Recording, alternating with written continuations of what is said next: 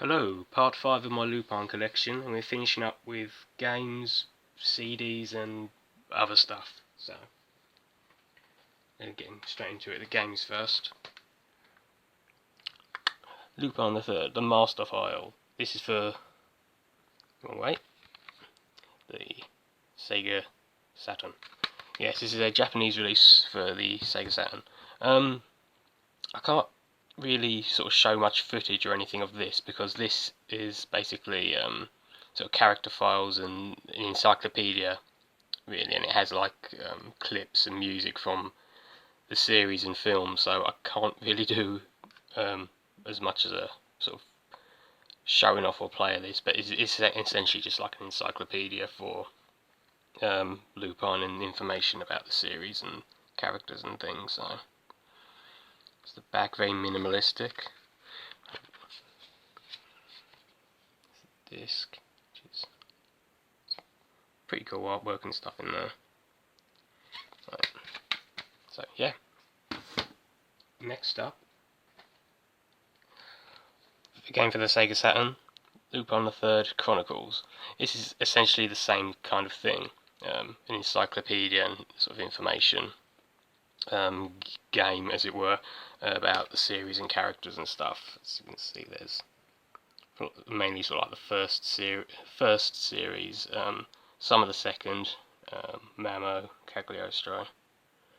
And again, this is another one I can't really show off or do much of a play of, because it's a lot of film footage and soundtrack stuff, which is probably going to get copyright strike, so yes. And the third one is again for the Sega Saturn, but it's not an encyclopedia. The Sage of Pyramid. This is sort of more action-adventure-y. This is kind of like a Tomb Raider type of game, where you have to sort of like navigate around areas and solve puzzles, and there's a little bit of combat and stuff in it, but it's a fairly good game. I have a playthrough, or a complete playthrough of up on the channel if you want to watch it, but yeah, this is a fun one, and once you complete it, if I remember right, you can get you can swap the jackets out for Lupin, so you can have pink jacket, green jacket. I think there was a black jacket. I don't want to say for sure, but I know you can definitely get the green and the pink jacket costume swaps for Lupin in this. So I'd say check it out. A lot of games like this. There's like a lot of really good sort of Sega Saturn games that never got released to the West. I mean, this isn't great or amazing or perfect, but it's good fun, and because I'm a fan of Lupin, I wanted to get it, and yeah. Okay, next up on the PSP, yeah, this is basically sort of like a casino gambling slot games really for PSP. I think this is available on PS2 as well, but I don't actually know I can't remember what it's called because I can't read Japanese. But yeah, I got this a little while back, and it's just sort of like fruit machines and gambling and stuff. In the corners here, you get sort of like little animation sequences and stuff as you're sort of winning or losing or whatever. Yeah, it's quite an interesting one to have actually, because it's very Japanese. If you see video footage or play it or anything, it's very, very Japanese. Yeah, it's quite a fun one to have. And next up on PS2, I think this is the only Lupin game which has been released in PAL regions. It basically translates to, if I'm not mistaken, Lupin is dead and Zanigata is in love. This is quite a sort of interesting, fun game as well. Sort of a lot of different, there's sort of variety, like the levels are sort of like all broken up into like different things, like chase sequences, shooting, quick time events and stuff.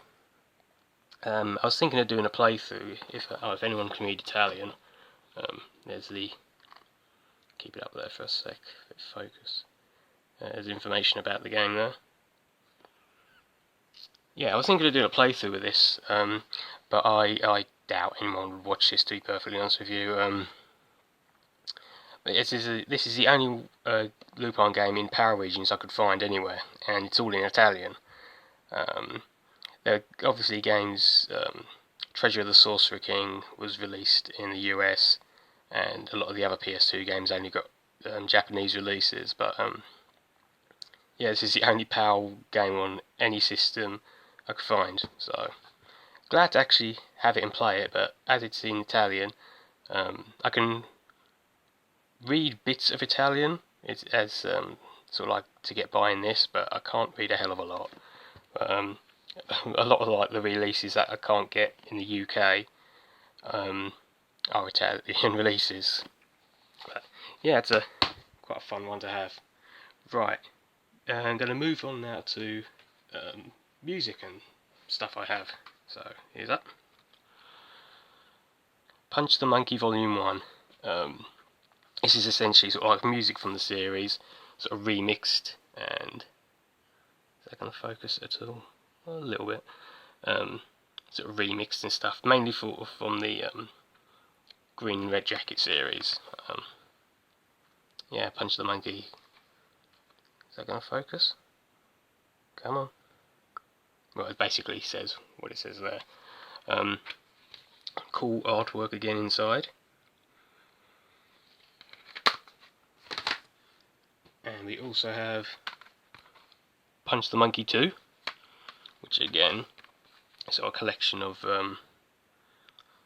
songs from the series sort of remixed and stuff like that on it. Sort of the layout for all of these Punch the Monkey ones are the same, and mainly uses shots of the third one, shots of the gang from the Green Jacket series.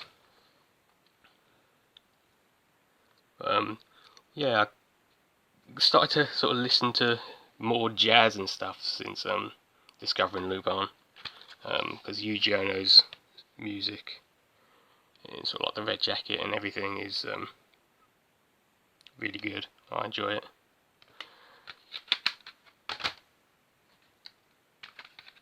This one is Punch the Originals, Lupin the Best, which mainly has not remix stuff, but it's stuff from the show, like the opening and closing themes from the Green and Red Jacket series, not remixed or anything. So it's like untouched in original state. Yep. The Best Fujiko from the Green Jacket. And last up, from a TV special I absolutely fucking love, $1 Money Wars. I only got this recently, so I haven't opened it or anything. But the soundtrack to this, especially, where is it here? You gonna focus?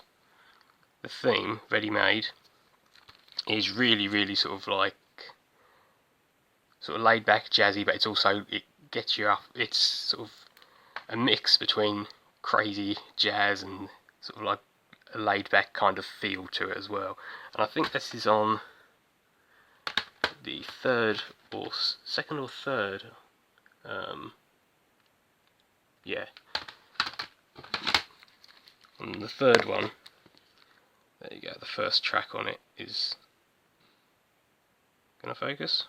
Well, the first track on volume 3 of Punch the Monkey is the second track on this. So you can get it on here or there, but these soundtracks tend to go for a lot now.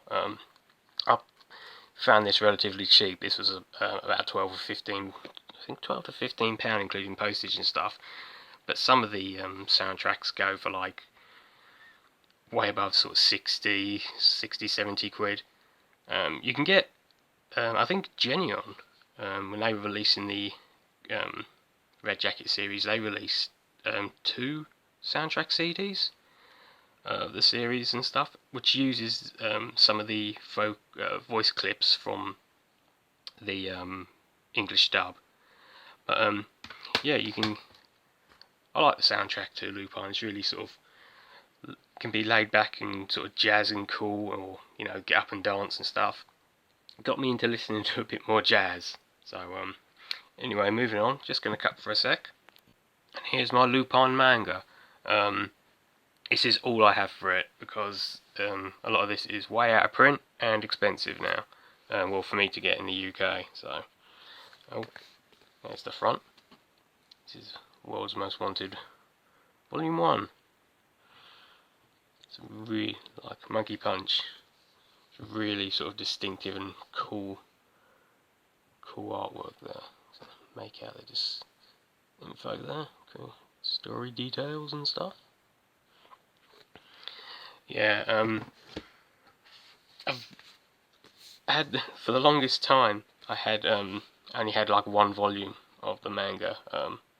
I think it was just, there might be one coming to later, but I only had one volume for like ages because it's just, especially where I live, it's hard to find, and if I can find anything online, it's really, really expensive.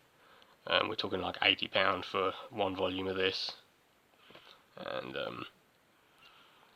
yeah, and I don't think, well, it's just from what I've seen, I don't think a lot of people have actually read the mangas, because if you have, you would know that the green jacket and certain elements of the pink jacket are actually closer to the manga than Woman Called Fujiko Mine are. A lot of people say that's the truest representation of the manga, that series, but I personally think the Green Jacket series is the closest. Yeah, I think this was the volume I had for like the longest time, and just rereading it over and over and over again, because I didn't have anything else. Just make that out there. Yeah, really, really cool, nice sort of like art style Monkey Punch had. I believe he said, is it Mad Magazine was I think an inspiration for how he sort of like, come on, focus. Not gonna focus, are you?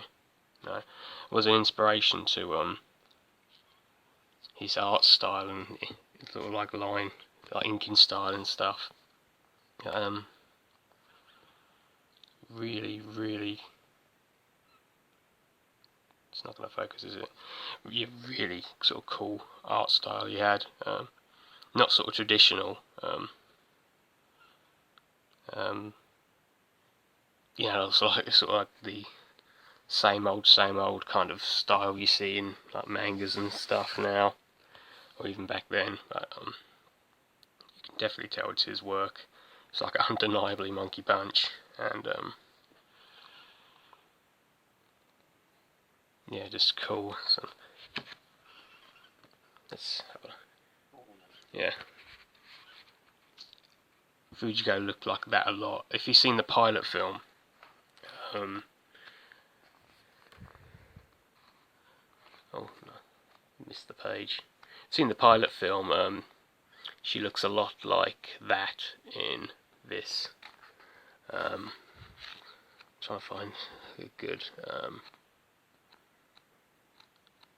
good sort of shots to use and stuff like that. If you look at this, very sort of green and elements of pink jacket in the stories. I mean, it was sort of fairly. It was the early manga, well, the mangas, and were sort of darkly humorous, sort of like very funny, but also very quite sort of like dark in the humour, which I think a lot of people kind of mistake all the way around for in Woman Called Fujiko Mine, because they just think Lupin was just dark and dark. It was dark, but it was, as I like to put it was darkly humorous. Very funny, but in a very, very dark way. And that's just all my Lupin manga collection. I am hoping to pick up more, but it's just when I can find it, and if it's being sold at a decent price, because this shit isn't cheap anymore, really. Oh, also, I was meant to mention this before talking about, in the Punch the Originals, got a little Obi strip. On the back of the Obi strip, get a picture of the best Fujiko. Yeah, just thought I'd chuck that in because I forgot to mention it before. And here's my Japanese copy of Dead or Alive. I have no way of playing this because I'm sure as hell not importing a Japanese laserdisc player, because it will cost a hell of a lot. There's the back of it. Close-up shot there. Sorry for any shadow or glare. It's quite cool. And some advertisements there for Get Lost Nostradamus, I assume. Can't read Japanese, I don't know what this says. Some pretty cool artwork on the back though. I know a lot of people hate this Lupin movie, but I really like it, so I'm glad to have it on Laserdisc, even though I'll never be able to watch it. Again, sorry for that. The next two things I have aren't actually Lupin, but they are Lupin related. I already showed this in part 1. This is Alice.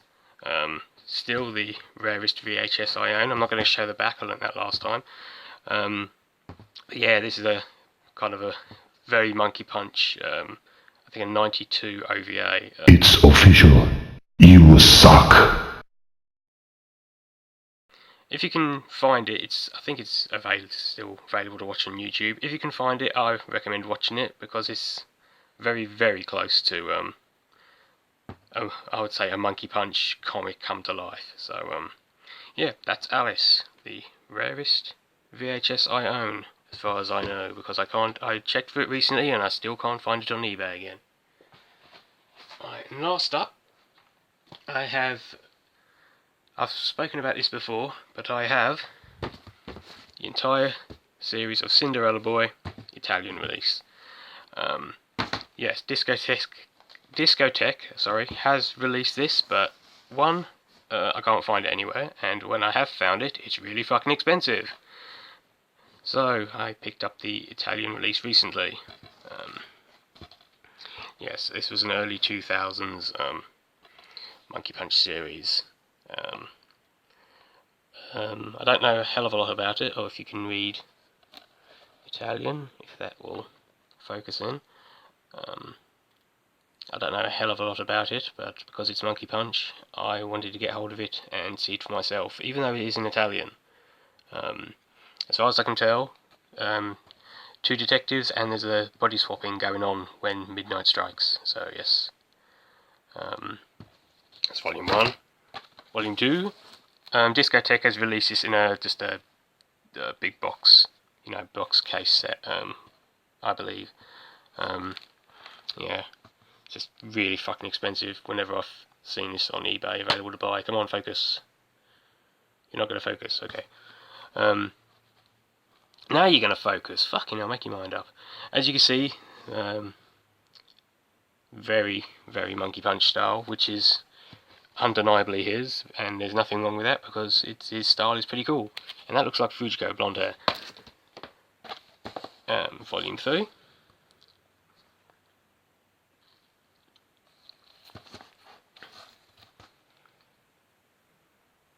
And if you didn't know much, well, apart from that shot top there, some of these shots actually look like they could be in an episode of Lupin or a special or something. That's volume 3. And the final volume, volume 4. He looks like a villain from a Lupin series. But yeah, no English subtitles in this, only Italian, which I can get by fairly okay with Italian subtitles, to be honest with you. But yes, that is... Let's see if I can stand them up. Well, I can stand 3 up, you won't be able to see the other one, whatever. That's Cinderella Boy, Italian release on DVD, and Alice. And that will conclude my, let's put volume 1 in front. That will conclude my Lupin collection, series, whatever you want to call it. I have other stuff like models and sort of stuff like that, but let's get this Yeah, it has sort of like models and other stuff as well, but couldn't be bothered to pull all that out, be perfectly honest with you, to just show off. And I have an old copy of a UK magazine, Manga Mania, where they had like a big Lupin feature about, I think, the upcoming Dead or Alive. They were talking about that, and you got like a big poster inside of it and stuff. If I can find shots of it, I'll sort of like add them in here. But I do have that magazine stored somewhere in storage. But yeah, that'll do it. Thanks for watching if you did. I'm not going to be adding any more parts to this just because I'm too lazy to. And I didn't even end this showing anything of Lupin, did I? This shot. Huh. There we go. See you later.